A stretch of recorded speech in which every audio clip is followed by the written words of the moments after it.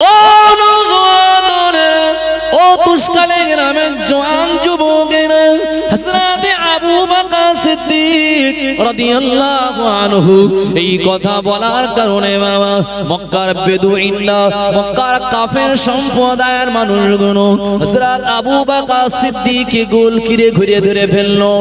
আজ আমরা মুহাম্মাদের নামে বিচার দিচ্ছিলাম, মুহাম্মদ সাল্লাল্লাহু আলাইহি ওয়াসাল্লামের কথা বললাম, কিন্তু আবু বকর এক কথায় তাকে নবী বলে মেনে নিয়েছে। হযরত আবু বকর সিদ্দিক ওই সময় তাকে ঘেরাও করে বাবা মক্কার কাফেররা মারতে লাগে। মারতে মারতে হযরত আবু বকরের কপালে পাথরের আঘাত করতে লাগে। হযরত আবু বকর সিদ্দিকের কপালটা ফেটে গিয়ে ফিনকে দিয়ে রক্ত বার হয়। মার বন্ধ করে না বাবা।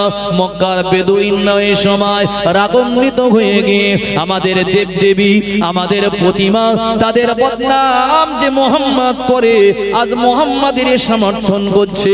হযরত আবু বকর সিদ্দিক হিকায়াতুস সাহাবাতে পড়েছি বাবা। হযরত আবু বকর সিদ্দিক রাদিয়াল্লাহু তাআলা হুজুর আমার তাকে এত প্রহার করা হলো, তিনি কিনা কাবা শরীফের সামনে বেহুশ হয়ে পড়ে গেলেন। হুজুরের আর হুঁশ নাই বাবা। ও নওজওয়ানেরা, সংবাদ আবু বকর সিদ্দিকের বাড়ি পৌঁছে যায়। জনম দুঃখিনী মা, গর্ভধারিণী মা, পেটে ধরা মা সন্তানকে অনেক মহব্বত করে, সন্তানকে অনেক ভালোবাসে। হযরত আবু বকর সিদ্দিকের মা দৌড়ে দৌড়ে দৌড়ে দৌড়ে কাবা বাইতুল্লাহ শরীফের সামনে আসলেন। হযরত আবু বকর সিদ্দিকের অবস্থা দেখে মা জড়িয়ে ধরে তার উপরে, তার কেনা বুকের উপরে, মুখের উপরে মুখটা রেখে অঝর নয়নে কাঁদতে থাকে। আর আমার নবী মুহাম্মদুর রাসূলুল্লাহর লাআনাতের বদদুয়া করতে থাকে বাবা। ও আল্লাহর বান্দা, হযরত আবু বকর তখন অচৈতন্য, হযরত আবু বকর তখন বেহুশ হয়ে পড়ে আছে। হযরত আবু বকর সিদ্দিকের কপাল দিয়ে এত পরিমাণ রক্ত ফেঙ্কে দিয়ে বার হচ্ছিল। হযরত আবু বকর সিদ্দিক মায়ের মন, মায়ের জান, মায়ের ভালোবাসা সহ্য না করতে পেরে তার কাপড়টা নিয়ে হযরত আবু বকরের রক্তের ওই জায়গা কেটে যাওয়া, ফেটে যাওয়ার জায়গাটাকে মা কাপড় দিয়ে এমন করে চেপে রেখেছে। হযরত আবু বকর সিদ্দিকের আম্মা জানেন পরনের কাপড়টা রক্তে লাল হয়ে গিয়েছে বাবা। তথাপিও হযরত আবু বকর সিদ্দিকের হুঁশ ফেরেন না। হিকায়াতুস সাহাবার ভিতরে রয়েছে, একদিন চলে গেল, দুই দিন চলে গেল, তিন দিন হযরত আবু বকর অচৈতন্য অবস্থায় পড়ে আছেন। তার আম্মা জান তাকে ধরাধরি করে নিয়ে মায়ের সহযোগিতায় হযরত আবু বকর সিদ্দিককে তাকে বাড়িতে নিয়ে যাওয়া হয়েছে বাবা। ও নওজওয়ানেরা, হযরত আবু বকর সিদ্দিক মায়ের জান, মায়ের মন বলে কথা। হযরত আবু বকর সিদ্দিক রাদিয়াল্লাহু তাআলা আনহু হুঁশ নাই, মা তাকে ছেড়ে যায় না। সন্তানের মায়া, সন্তানের মহাব্বত, তিনি অঝর নয়নে কাঁদেন বাবা। পাত্রে পানি নিয়ে, এক পাত্র পানি নিয়ে তিনি মাথার দ্বারে বসে আছেন। আমার আবু বকর সিদ্দিক আমার সোনার মানিক 3 দিন অনাকার, 3 দিন আজ পর্যন্ত হুঁশ হারা হয়ে পড়ে আছে। আমার বেটা আবু বকরের হুঁশ ফিরলে আমি মা তাকে একটু পানি পান করাবো। ও আল্লাহ পাকের বান্দা, ও নবীর উম্মত, খুব মনোযোগ সহকারে শুনেন। আল্লাহর নবী আবু বকরের মহব্বত, আল্লাহর নবী সাহাবী আবু বকরের ভালোবাসা। হযরত আবু বকর 3 দিন পরে হযরত আবু বকর সিদ্দিকের যখন হুঁশটা ফিরে আসে, মা জননী আল্লাহর নবী মুহাম্মদুর রাসূলুল্লাহকে গালি দেয়। হযরত আবু বকরকে বলে বাবা, যে মুহাম্মাদের জন্য তোর এই অবস্থা, যে মুহাম্মাদের জন্য তোর আজ কপাল ফেটে রক্ত বার হয়েছে, যে মুহাম্মাদের জন্য মানুষের কাছে আজ বিচ্যুতি হলে, এ বাবা আবু বকর ওই মুহাম্মদ ধ্বংস হোক, ওই মুহাম্মদ ধ্বংস হয়ে যাক, এই কথা বলছিল। হাতে পানি নিয়ে হযরত আবু বকরের আম্মা জান জান সন্তানকে পান করানোর জন্য দিচ্ছিল। হযরত আবু বকর সিদ্দিক বলল, মা আপনি আমাকে পানি পান করাতে দিচ্ছেন, কিন্তু আপনি জানেন না পানি পান করলে তৃষ্ণা মেটে, কিন্তু আমার বড় কষ্ট হলো আমার অন্তরের কষ্ট।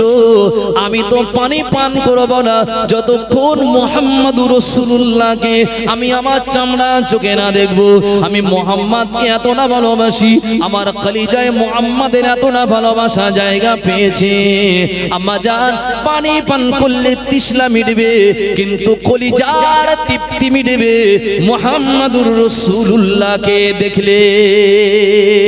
জোরে বলো, একটু আওয়াজ দিয়ে বলো সুবহানাল্লাহ, মন ভরে বলো সুবহানাল্লাহ। হযরত আবু বকরের মা বলেছিল, ও বাবা আবু বকর, ও বাবা আবু বকর, বাবা আবু বকর, যে মুহাম্মাদের জন্য তোর আজ এই অবস্থা, মুহাম্মাদকে ভুলে যা। তখন বললেন, মা ব্যথা পাবেন না, দুঃখ পাবেন না, আমি আমার মা বাপ, আমি আমার সন্তান, আমি আমার বিবি, দুনিয়ার সব অপেক্ষা আমি মুহাম্মাদকে কলিজা দিয়ে ভালোবেসে ফেলেছি মা, আমি সব ছাড়তে পারবো, কিন্তু মুহাম্মদুর রাসূলুল্লাহকে আমি ছাড়তে পারবো না। জোরে বলুন, একটু আওয়াজ দিয়ে বলুন সুবহানাল্লাহ। হযরত আবু বকরের আম্মা জান তার কাপড়টা নিয়ে তিনি দেখাতে লাগে, ও বাবা আবু বকর, বাবা ছেলে আবু বকর, দেখ না বাবা তোর শরীর দিয়ে যে খুনগুলো বার হয়েছে আমি মা আমার পরনের কাপড় দিয়ে মুছে রেখে দিয়েছি। হযরত আবু বকর চোখ ভরা পানি নিয়ে বলেছিল, মা সামান্য রক্ত দেখিয়ে কোনো লাভ হবে না, মুহাম্মদকে আমি আমার অন্তরে, আমার কলিজার ভিতরে এমন ভালোবাসার জায়গা দিয়েছি, যদিও ভি মুহাম্মাদের জন্য সামান্য রক্ত গেল, আমার জীবনের সমস্ত রক্ত যদি মুহাম্মাদের জন্য দিতে হয়, আপনার আবু বকর সিদ্দিক আমার নবীর জন্য জীবনের সব রক্তটা দেওয়ার জন্য প্রস্তুত হয়ে আছে। জোরে বলো, একটু আওয়াজ দিয়ে বলুন সুবহানাল্লাহ, মন খুলে বলুন সুবহানাল্লাহ।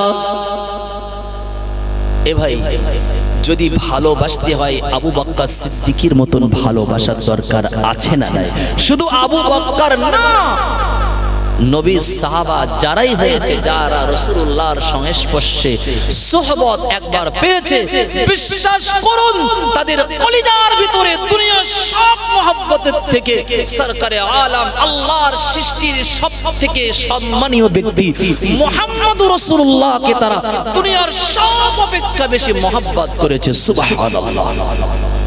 এবার এখন যদি আমি আপনাকে বলি আমার মহব্বতে আপনাকে ঘর বাড়ি জমি জায়গা ব্যবসা বাণিজ্য যা আছে সব ছেড়ে দিতে হবে, আমার সাথে তোমাকে যেতে হবে, এমন ভালোবাসনেওয়ালা মুসলমান সমাজে কিন্তু এখন নাই। যদি আমি হুজুর বলি এমন কেউ রাজি হবে না বাবা, এমন কি আমার ভাই বেরাদার আমার সন্তানও পর্যন্ত রাজি হবে না, ঠিক না বলবো বাবা?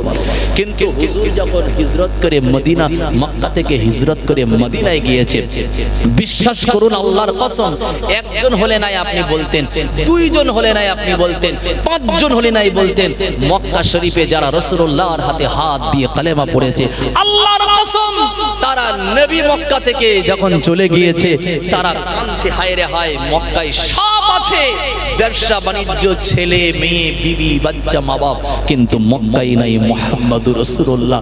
তারা জীবনকে বাজি রেখে তারা জীবন চলে যেতে পারে, তারা কাফেরদের হাতে ধরা পড়লে তাদেরকে জবাই হতে পারে, সব কিছুকে তারা ছড়িয়ে দিয়ে তারা গোপনে গোপনে ঘর বাড়ি জমি জায়গা বিবি বাচ্চা বাগান বাগিচা ব্যবসা বাণিজ্য বড় বড় উটের বড় বড় খার উটের বড় বড় তাদের অনেক শত শত উট বড় বড় খাজুরের বাগান সব কিছু রেখে দিয়ে শূন্য হাতে মক্কা মদিনা হিজরত করে তারা মদিনা মুনব্বরায় রাসূলুল্লাহর মহব্বতে তারা হাজির হয়েছে। বলুন সুবহানাল্লাহ। তারা বুঝেছে নবীকে ভালোবাসলে, রসুলের ভালোবাসা যারা বেসেছে তাদের অন্তরে নবীর ভালোবাসার স্বাদ পেয়েছে। কি কথা ঠিক না বলবো বাবা? ভালোবাসার একটা স্বাদ আছে না নাই?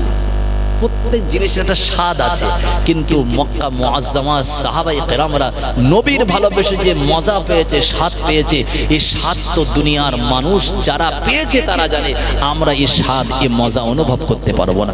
ঘর বাড়ি জমি জায়গা, সাহাবারা যখন নবীর প্রেমে পাগল, মক্কার কাফেররা বলছে মোহাম্মদ জাদুকর। নাউজুবিল্লাহ, আজকে বলবেন না কালকে বলবেন আমার নবী জাদু করতো নাকি? হ্যাঁ, জাদু করতো। তিনি জাদু করেছেন মক্কার মানুষদেরকে। জাদু না করলে তারা ঘর বাড়ি ছেড়ে, বিবি বাচ্চা ছেড়ে শূন্য হাতে, বড় বড় ব্যবসায়ী মানুষ, অনেক টাকা আছে, পয়সা আছে, বিরাট দালান কোঠা সব রেখে দিয়ে, কলিজার টুকরা সন্তানকে রেখে দিয়ে খালি হাতে মদিনা মুনব্বরায় হিজরত করেছে। কিন্তু নিশ্চিত মোহাম্মদ তাদের পানি পড়া, জাদু পানি পড়া খাইয়েছে নাকি? বিশ্বাস করেন আপনারা? না, নবীকে ভালোবাসা অন্তরের ভিতরে একটা আলাদা স্বাদ, আলাদা মজা। মুহাম্মদুর রাসূলুল্লাহর প্রেমিক আজও দুনিয়ায় আছে না? এখন যদি কোনো হুজুর বলে আমার জন্য জীবন দিতে হবে, সামনে বললেও কিন্তু ময়দানে যাবে না। কিন্তু এখন যদি বলি নবীর জন্য আপনাদের জীবন দিতে হবে, আল্লাহর কসম এমনও মানুষ আছে নবীর জন্য জীবন দেবে কি দেবে না? বাবা, দেবে কি দেবে না বলেন? দেবে। মক্কা শরীফে সব চলে গিয়েছে, গোপনে গোপনে, রাতের অন্ধকারে, প্রকাশ্যে অপ্রকাশ্যে অনেক সাহাবাকে যাওয়ার সময় তাদেরকে শহীদ করে দেওয়া হয়েছে। কি করা হয়েছে বাবা? শহীদ করে দেওয়া হয়েছে। তারা জীবনের পরোয়া করেনি, মৌতের ভয় করেনি। তারা রাসূলুল্লাহর মহব্বতে তারা কি করেছে? তারা মক্কা শরীফ ত্যাগ করে মদিনা মুনব্বরাতে তারা চলে গিয়েছে। সুবহানাল্লাহি বিহামদিহি। মদিনায় যখন গিয়েছে, বিশ্বাস করুন, আপনার ব্যবসায়ী মানুষ, আপনি অনেক টাকা পয়সা আছে আপনার, এখন আপনি গিয়েছেন মদিনায়, আপনার একটা পরনের কাপড় নাই, কি খাবেন? খাওয়ার কোনো সরঞ্জাম নাই, কি খাবেন? এই পরিস্থিতি আপনার নাই, ভালো থাকার আশ্রয় নাই। এখন মদিনায় চলে গিয়েছে খালি হাতে, কয়েকদিন ভুকা। আল্লাহর নবী মুহাম্মদ রাসূলুল্লাহ মক্কার মুহাজিরিনদেরকে জিজ্ঞাসা করছে কি জন্য আসলে? বলছে হুজুর, আপনাকে আমরা ভালোবাসি, আপনার ভালোবাসা আমাদেরকে স্থির করতে পারে না। হুজুর, আপনার মহব্বতে আমরা সব ছেড়ে দিতে রাজি আছি, কিন্তু আমরা আপনাকে ছাড়তে পারবো না। সুবহানাল্লাহ। আল্লাহ নবী রাসূলুল্লাহকে কতটা মুহাব্বত করেছিল, নবীকে কতটা প্যার করেছিল।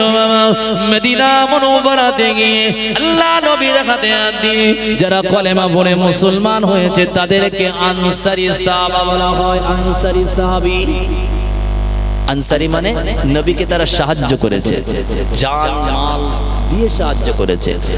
নবী আনসারীদের বলছে, ও আমার মদিনার সাহাবীরা, যারা মক্কা থেকে হিজরত করে এসেছে এরা তো তোমাদের ভাই। একজন মুসলমান আর একজন মুসলমানের কি হয়? ভাই, ঈমানি ভাই, কলেমার ভাই। নবী বলছে এরা তো গরীব, এদের তো কিছু নাই, থাকার স্থান নাই, থাকার জায়গা নাই, পরনে কাপড় নাই, এরা ক্ষুধার্ত, এদের পেটে খাবার কিছু নাই। এখন এরা তো এসেছে আমার মহব্বতে মক্কা থেকে হিজরত করে মদিনায়। ও মদিনার সাহাবীরা, তোমরা কি এই ভাইদের সহযোগিতা করতে পারবে? সাহাবায়ে কেরাম, মদিনার সাহাবীরা দাঁড়িয়ে গিয়ে বলছে, লাব্বাইক ইয়া রাসূলুল্লাহ, শুধু আপনি বলুন এই মক্কার মুহাজিরিনদের জন্য কি করতে হবে। দেখেন ভালোবাসা কার বলে। এখন যদি হুজুর বলে যে মসজিদে কাজ হচ্ছে, কিছু দান করবেন, যার হাজার হাজার লক্ষ লক্ষ টাকা আছে, ওর ভাই 50 টাকা বিল কেটে দিলে মুখ টুক চুলকই যে 50 টাকা দিলেন গো ভাই, হয় কি হয় না বাবা? এরা আবার কিন্তু রাস্তায় গিয়ে বলে আমরা নবীকে বিরাট ভালোবাসি, আল্লাহর নবী আমাদের দিল, আল্লাহর নবী আমাদের জীবন, নবীকে আমরা বিরাট মহব্বত করি। 50 টাকা বিল দিলে ভাই মুখ তখন খুশখুশ করে, কান টান চুলকে যে 50 টাকা আমার মতন মানুষের, কিন্তু লক্ষ লক্ষ টাকা অন্য জায়গায় ব্যয় করবে, কিন্তু মসজিদ মাদ্রাসা জলসার জন্য কিন্তু 50 টাকা দিতে তাদের কষ্ট হয়। হয় কি হয় না? এমন মানুষ আছে না নাই? মদিনার সাহাবীদেরকে আল্লাহর নবী ডেকে বলল, ও মক্কা, ও মদিনার আনসারী সাহাবারা, আমি রাসূলুল্লাহ বলছি, যারা মক্কা থেকে হিজরত করে এসেছে এরা কিন্তু ধনী ধনাঢ্যবান সাহাবী, এদের বড় বড় ব্যবসা আছে, প্রায় বিরাট বিরাট কেনা বাগিচা রয়েছে, এদের বিবি আছে, এদের সন্তান আছে, এদের পিতা আছে, মাতা আছে, দালান কোঠা আছে। এরা কিনা বড় ধনী ধনাঢ্যবান মানুষ, কিন্তু আজ তারা খালি হাতে শূন্য হাতে মদিনা মুনাওয়ারাতে এসেছে। কিন্তু এখন যদি এদেরকে আমি মদিনা মুনাওয়ারাতে থাকার জায়গা দিতে না পারি, তারা মনে মনে কষ্ট পাবে। ও মদিনা সাহাবারা, তোমরা কি পারবে তোমাদের ভাইদেরকে সহযোগিতা করতে? বলি ইয়া রাসূলুল্লাহ, আপনি জবানে বলুন। মদিনা সাহাবাদেরকে আল্লাহর নবী বললেন, যাদের থাকার একের অধিক ঘর বা কক্ষ বা কামরা রয়েছে, তোমরা কি পারবে মক্কার মুহাজিরিন সাহাবাদেরকে তোমাদের একটা একটা ঘর যাদের অতিরিক্ত রয়েছে, এই ঘরগুলো আমার এক একটা সাহাবাদেরকে দিয়ে দিতে? সবাই বলল, ইয়া রাসূলুল্লাহ, শুধু আমাদের ঘর কেন, যদি আপনি বলেন আমাদের জীবনটা আপনার হাতে আমরা দিতে রাজি আছি। বলুন সুবহানাল্লাহ। এ কি ভালোবাসা! এখন যদি আপনার বিরাট অট্টালিকা, বিরাট সাজানো গোছানো, এখন ভালো প্লেট বসানো, পাথর বসানো, মার্বেল বসানো ঘর, এখন যদি বলা হয় বেশি না, ইমাম সাহেবের ঘর নাই, যদি বলা হয় গ্রামের ধনী ভাইয়ের কাছে গিয়ে যে 2 বছরের জন্য, একেবারে না 2 বছর হুজুর থাকবে, বলছে আপনি একটু অন্য জায়গায় দেখলে ভালো হতো না, আমার ঘরে থাকার মতন জায়গা নাই। কিন্তু অনেক ঘর পড়ে আছে, স্বীকার হবে না। কিন্তু মদিনার সাহাবারা বলছে, হুজুর আপনি বললে আমাদের ঘর কেন, আমাদের জীবনটা আপনার জন্য দিয়ে দেব। তারা রাজি হয়ে গেলেন, হুজুর আমাদের একের অধিক যারা ঘর আছে সব মক্কার মুহাজিরিনদের আমরা দান করে দিলাম। সুবহানাল্লাহ। নবী বলছে, এরা তো ক্ষুধার্ত ব্যক্তি, এদের তো কিছু নাই খাওয়ার মতন, তা তোমরা পারবে? এদের তো মদিনা শরীফে কোনো মেয়ের বাপ এদেরকে বিবাহ হিসাবে মেয়ে দিতে চাইবে না। প্রত্যেক মানুষের বিবির প্রয়োজন আছে না নাই বাবা? প্রয়োজন নাই? স্বামী স্ত্রী হিসাবে পৃথিবীর জমিনে একটা বড় নিয়ামত না বাবা? এই বড় নিয়ামত না বাবা? প্রত্যেক পুরুষের তো একটা বিবির প্রয়োজন থাকে, প্রত্যেক নারীর তো একটা করে স্বামীরও প্রয়োজন থাকে। নবী বলছে, একটা কথা বলবো। রাসূলুল্লাহ সাল্লাল্লাহু আলাইহি ওয়াসাল্লামের সাহাবারা বলছে, হুজুর আপনি বলেন, কোনো চিন্তা না, আপনি বলেন, শুধু বলতে দেরি, কিন্তু আমাদের স্বীকৃতি দিতে দেরি হবে না। নবী বলছে, শরীয়ত সম্মত যদি তোমরা পারো, মদিনার কোন মেয়ের বাপ এদের আর এখন মেয়ে দেবে না, এদের বিবির প্রয়োজন আছে, এদের মনের তৃপ্তি দেওয়ার জন্য বিবির প্রয়োজন। তোমাদের যাদের ঘরে একের অধিক বিবি আছে, তোমরা কি পারবে একটা করে বিবি শরীয়ত সম্মত তালাক দিয়ে একটা করে বিবি এদেরকে বিবাহ দিয়ে এদেরকে মক্কা শরীফে সহযোগিতা করতে? সবাই দাঁড়িয়ে গিয়েছে, রাসূলুল্লাহ আমরা রাজি হয়ে গেলাম, সব দেব, কিন্তু যদি বিবি হয় চকচকে, কেউ কি দিতে রাজি হবে বাবা?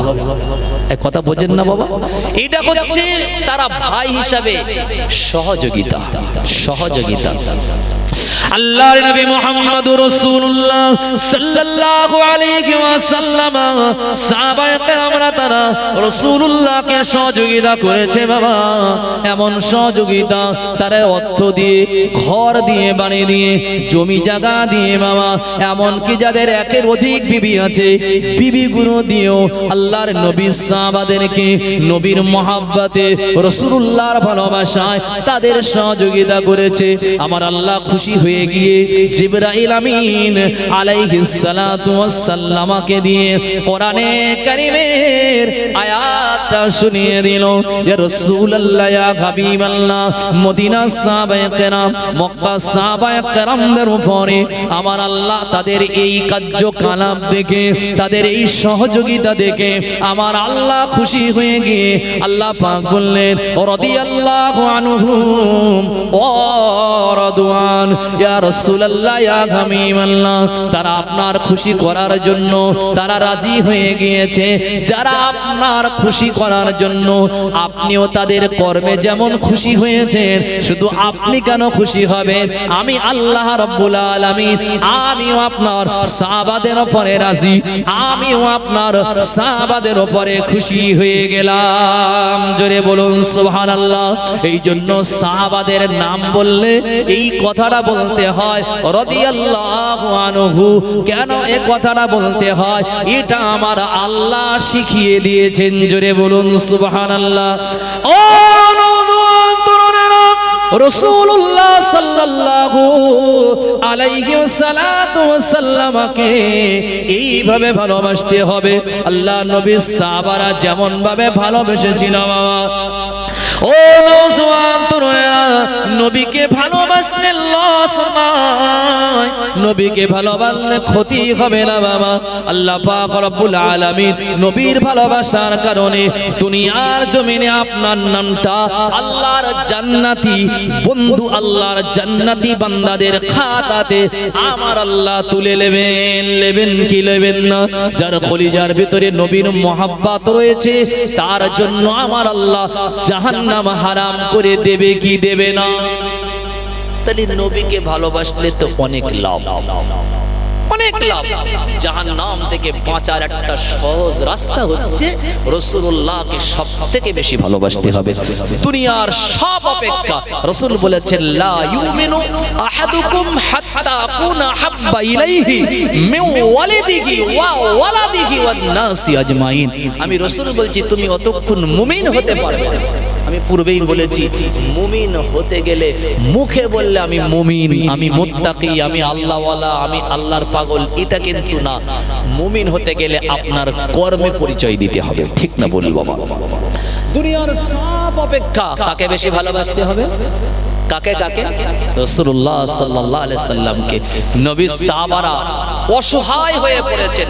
এদিক থেকে মক্কার কাফেররা বদর নামক প্রান্তরে এসে বলছে, দলে দলে ঝাঁকে ঝাঁকে মুহাম্মদ তাদেরকে জাদু করেছে। তারা মুহাম্মাদের জাদুতে এমন আকর্ষণ পেয়েছে, এমন পাগল হয়ে গিয়েছে, মক্কা শূন্য হয়ে যাচ্ছে। মক্কার সব পুরুষেরা তারা গোপনে গোপনে মদিনায় চলে যাচ্ছে। মক্কার কাফেরদের কিন্তু সহ্য হয় না। নবীকে কি বললো? জাদু। সত্যি কি আমার নবী জাদুবিদ্যা জানতো নাকি বাবা? নবী জাদুকর নয়, নবীর আদর্শে তারা আদর্শ পেয়ে তারা রাসূলুল্লাহর চরিত্রে তারা মুগ্ধ হয়েছেন। কি কথা ঠিক না বল? কিন্তু যারা হাইব্রিড কাফের ছিল এরা নবী সম্পর্কে জানতো কিন্তু মানতো না, একটাই কারণ তারা মনে করছে মুহাম্মাদের কাছে আমরা ছোট হব না, ঠিক না বল বাবা? তাদের একটা সমাজে একটা সম্মান ছিল, সুখ্যাতি ছিল, সুনাম ছিল, তারা সমাজের নেতা শ্রেণীর মানুষ ছিল, তারা সমাজের বড় বড় নেতাগিরি হিসাবে তাদেরকে মানুষ বসাতো নেতার আসনে। তারা চিন্তা করছে যদি মুহাম্মদকে আমরা নেতা বলে মানি তাহলে সমাজের মানুষ আমাদেরকে আর নেতা বলবে না, আমাদেরকে আর ডাকবে না বিচারক হিসাবে। কিন্তু তারাও জানতো মুহাম্মদ সাল্লাল্লাহু আলাইহি সাল্লাম কিন্তু বারহাক নবী, এতে কোনো সন্দেহ নাই। কি কথা ঠিক না বল বাবা? তারা পরীক্ষা করেছে না করেনি? আবু জেহেল এসে বলছে, মুহাম্মদ সাল্লাল্লাহু আলাইহি ওয়াসাল্লাম বলো তো দেখি আমার হাতে কি, আমার হাতের ভিতরে কি? এখন আমার হাতে কি আমি মুঠো বেঁধে রাখলে আপনি যদি বলেন, আমি যদি আপনাকে বলি বলেন তো দেখি ভাই হাতে কি আছে, আপনি তো না দেখে বলতে পারবেন না। কিন্তু এটা নবীর জন্য কঠিন না নবীর জন্য সহজ? আমার আল্লাহ তো আমার নবীর জন্য এটা সহজ করে দেবে, দেবে কি দেবে না বাবা? কেন নবী বিদ্যুতি হন, আমার আল্লাহ চায় নাকি? আমার আল্লাহ চাই? কখনো না। তখন নবী বলছেন, আবু জেহেল আমি যদি বলে দেই কি হবে? আবু জেহেল মনে করছে এ তো পাগল, হাতের মুঠোয় কি আছে কেমনে বলবে, তো জানি না, অনেক কিছু থাকতে পারে। নবী তখন বলছে আমি যদি না বলে যদি হাতের বস্তু বলে দেয়, তখন আবু জেহেল আর মাটিতে পা দেয় না, তখন লাফালাফি শুরু করে দিয়েছে। সত্যি হাতের বস্তু যদি বলে দেয় তাহলে আমি তোমাকে নবী বলে মেনে নেব। নবী তবিও বলেছে তোমার হাতে তো পাথর, ওই পাথর যদি এখন আমাকে নবুয়তের সাক্ষী দেয় তুমি কি আমাকে নবী বলে মানবে? আবু জেহেল বলছে পাগল নাকি, পাথর কোনোদিন কথা বলতে পারে? এই পাথর কথা বলতে পারে, কিন্তু আল্লাহ যদি বলায়, এই জোরে বলেন আল্লাহ যদি বলায়, এটা কি আমার আল্লাহর কাছে বিরাট কঠিন ব্যাপার নাকি? বিরাট কঠিন না? পাথরকে আমার আল্লাহ কথা বলাতে পারে কি পারে না? নবীজি যাচ্ছে, এক ইহুদি আসছে, তা আমার নবীর কাজ হচ্ছে মানুষের কাছে কলেমার দাওয়াত দেওয়া। তিনি যে নবী মানুষের কাছে এই দাওয়াতটা পৌঁছে দাও, মানা না মানা তার ব্যাপার, কিন্তু বলতে হবে কি হবে না? তাই ইহুদি দাঁড়িয়ে আছে, রাসূলুল্লাহ গিয়ে বলছে আমি মুহাম্মদ, আল্লাহ আমাকে নবুয়ত দিয়েছে, তুমি আমাকে নবী বলে মানো, একা আল্লাহকে আল্লাহ বলে মেনে নাও। ইহুদি বলছে তোমার মাথা খারাপ না, তুমি নবী তার প্রমাণ কি? তুমি নবী তার প্রমাণ কি? নবী বলছে কি প্রমাণ নেবা?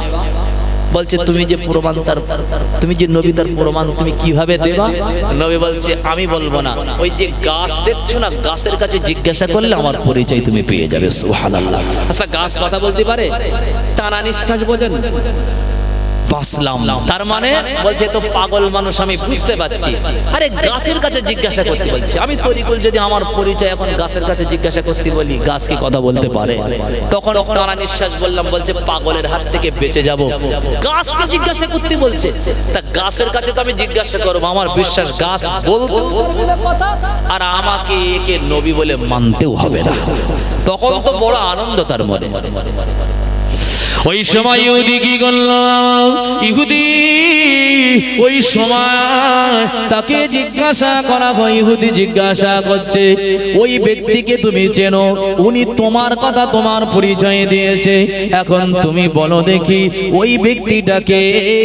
আল্লাহ গাছের জবানকে খুলে দিল, গাছ জবানে বলছে আশহাদু আল্লা ইলাহা ইল্লাল্লাহু ওয়া আশহাদু আন্না মুহাম্মাদান আবদুহু ওয়া রাসূলুহু। জোরে বলো, একটু আওয়াজ দিয়ে বলো সুবহানাল্লাহ। গাছের জবান আমার আল্লাহ খুলে দিয়েছেন বাবা। গাছ বলছে আশহাদু আল্লা ইলাহা ইল্লাল্লাহ, আমি সাক্ষ্য দিচ্ছি আল্লাহ ছাড়া কোনো উপাস্য নাই, ওয়া আশহাদু আন্না, আর আমি সাক্ষী দিই মুহাম্মাদান, মুহাম্মদ সাল্লাল্লাহু আলাইহি ওয়াসাল্লাম আবদুহু, আল্লাহর বান্দা, ওয়া রাসূলুহু, আল্লাহ পাকের প্রেরিত পয়গম্বর। জোরে বলুন সুবহানাল্লাহ।